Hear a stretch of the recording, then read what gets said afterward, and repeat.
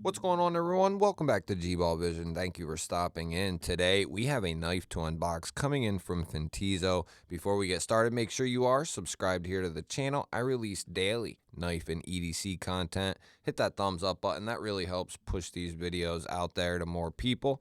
And let everyone know what you're carrying in your pockets today down in the comments. I love hearing from you guys and what you are carrying for the day. Thank you to Fintiso for sending this in. At this point, I'm pretty stoked to check this out. They are basically 5 for 5 with me. I've checked out 5 models, and they've been really, really solid. So let's see which knife we are looking at here. I believe they had a new one just come out, and it looks to be that one there. They may have actually had 2 models just recently come out, but I know this is going to be one of them here. This is called the Fintiso Odyssey, and they're going to be coming in at least 2 different handle materials. I think there's wood and aluminum, like you see here, which that's pretty much their specialty.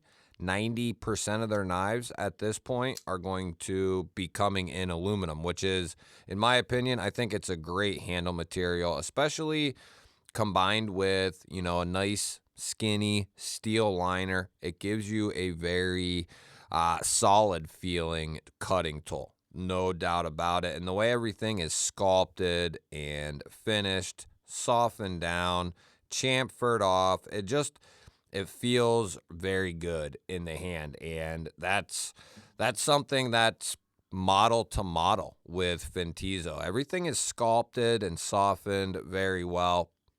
I plan on doing a kind of collection overview of Fintiso's knives because they're really solid. I'll link this down below in the description and a couple other Fintisos that I've checked out and can recommend at this point.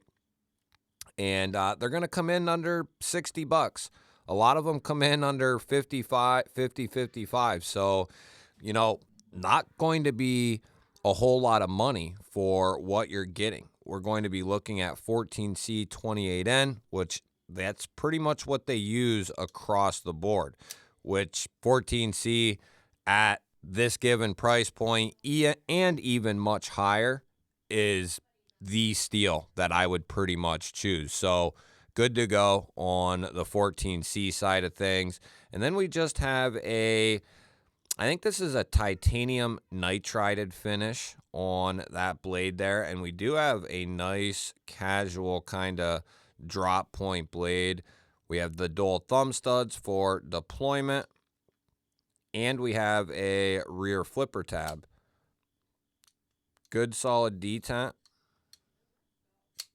The thumb flick's really nice. Reverse flick is good.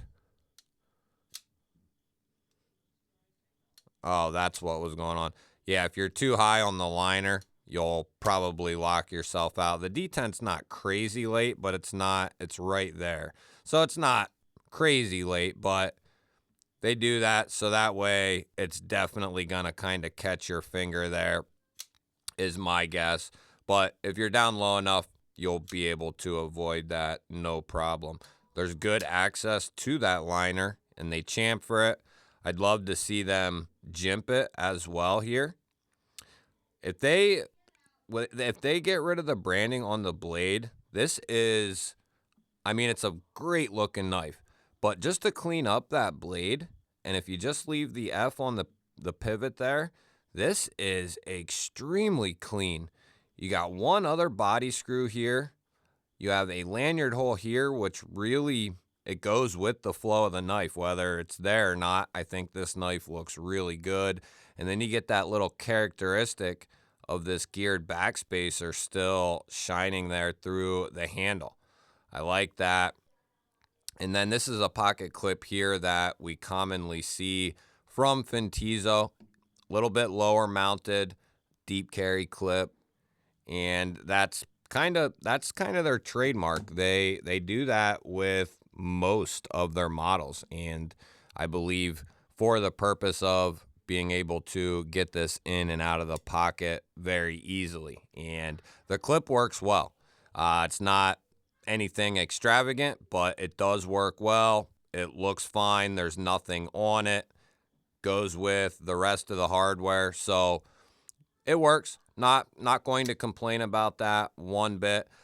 Any of my kind of, not necessarily complaints, but just nitpicks of the Fintiso knives have been very, very minimal. Like a branding thing here, you know, like with this one.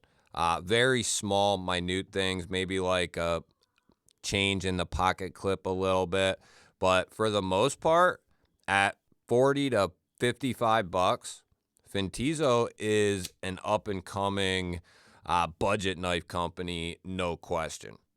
So let's see what kind of size we are dealing with here. We are talking about 3 1/4 inches of cutting edge, and you could basically call it there on total as well if you mark it here. And then we're coming down at 7 and 13/16. So just you know, it's getting close to that full size knife. You could say it's about there for sure. Definitely the large side of a mid-size knife, at least anyway. We'll go ahead and throw a couple of comparisons up. And there we got the Para 3 and the full-size bug out there. You can see it's a little bit bigger than both of those.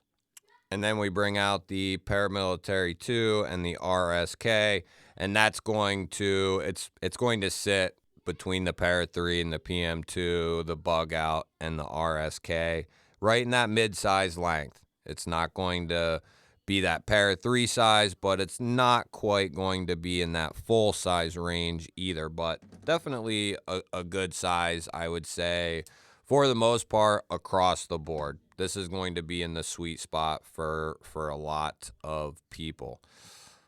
Yeah, I can't wait to see what if they can continue pumping out models and kind of changing things along the way. But if you go over and look at Fintiso's knives, if you scroll down a little bit, you'll see that they have a product description part that's, you know, maybe halfway down the page or whatever. If you go to one of their knives, any of them, you'll be able to go through and look at every knife, and they do have knife names. It's not in the title for whatever reason of the listing, but it is. They do all have names, and that's why I know this is the Odyssey. And then they have different versions that you can get within that model. So it's not going to be any different than anywhere else. This has a razor sharp edge. Wow. That is beautiful right there. Whoo, hoo, hoo. Look at this. That's good. Very nice. So we'll take a little closer look here and see what that finish looks like on the blade. It's kind of like a space gray finish almost. Looks great though, looks good. I think it'll take wear and tear pretty good. I have a couple others with this same finish, and it's going to react a lot like most of the other finishes in this price range and well beyond that. A lot of companies use a titanium nitride PVD process, and that's a lot of what you're getting. And nowadays, you know, it's not DLC, no, but it's pretty damn good. It's pretty tough stuff. And then the finish on the aluminum handles is top notch. Love the pivot there, the logo on the pivot. I can't wait. You know, I hope they make that subtle, simple change. Take that off the blade there, and this is, you know, this could be a $200, $300 knife. You know, you just wouldn't know. The pocket clip, you know, might give it away, but this is a great looking knife, nonetheless. Great looking knife. Love the back spacer. Let's see what the lockup is looking like. We'll grab our X3 here. It's fairly early, probably like 20 to 25%. And we have a coated blade and we have coated liners, so that's something we're gonna want to keep in mind. There's no detent lash and there's no pivot lash. A soft open. Nope, there's nothing. There's no movement. Let's reopen it.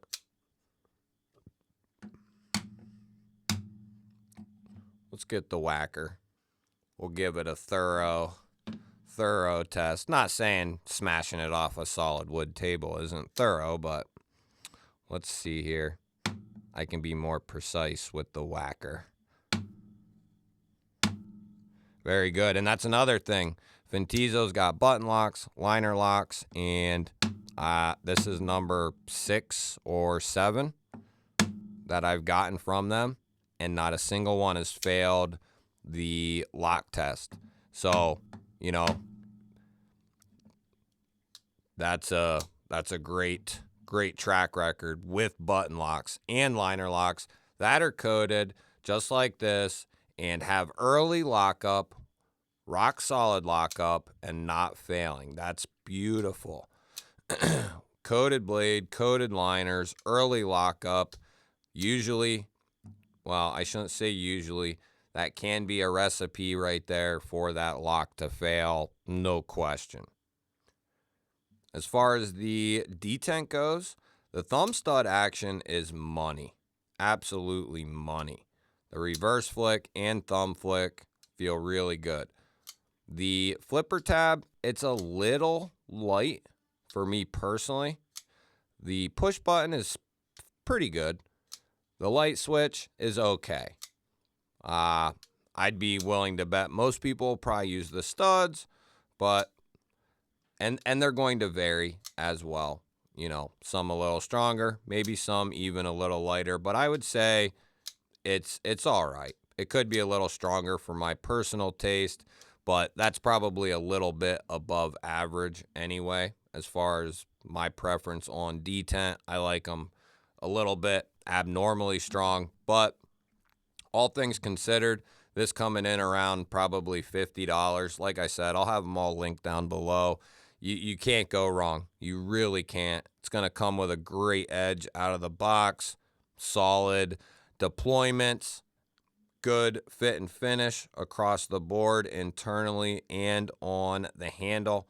You know, maybe other than just a little aesthetic cue there and just maybe a rework on placement and whatnot of the pocket clip, you know, which are very minute things, not deal breakers, doesn't, you know, just if we're really digging in and critiquing, but a very solid option at that price point. You'll have to let me know, what do you think of the new Fintiso Odyssey here, and have you checked out any other Fintisos or been looking at other Fintisos to possibly pick up? Let me know what you think down in the comments. Love hearing from you guys either which way. Don't forget to hit that thumbs up button. Always appreciate that, everyone. Really helps push these videos out there to more people. If you're new here, I release daily knife and EDC content, so hit the subscribe button, ring the bell. I'd love to have you here. That'll let you know anytime I release a new video. I'll throw up my most recent video here and one of my favorites over here. Go check one of them out. Have yourself an awesome day. Thank you all again for watching. I will catch you on the next one.